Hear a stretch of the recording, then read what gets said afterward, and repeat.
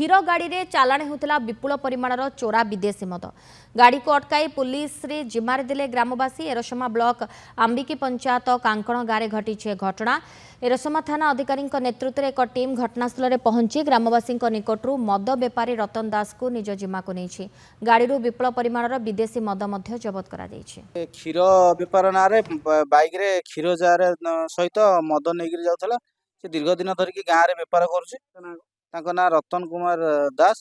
से दीर्घ दिन है बेपार गाँ तरफ बहुत थर भी मीटिंग डका मीटिंग की से धरा दौनी कि बारंबार गाँ वाला कह सत्वे भी जबरदस्ती एमती बेपार करे किंतु आज मद सहित जबत कर प्रशासन को अनुरोध एप्रति दृष्टि आकर्षण करेंगे। 24 पाखर मद बेपार बंद हो गाँव में टोला गोटे शांति कमिटी अच्छी शांति कमिटी मध्यम बंद होता किंतु से बंद कर जानी आम खबर पाइली से क्षीर गाड़ी की मद आणिक आसु तेणु आम गाँ वाला समस्त रही अटकई तार बंद हवा से लुचे मद बेपार कर तार क्षीर नौथवा सब जिनपटा 2 बैग गाड़ी और 2 बैग मद।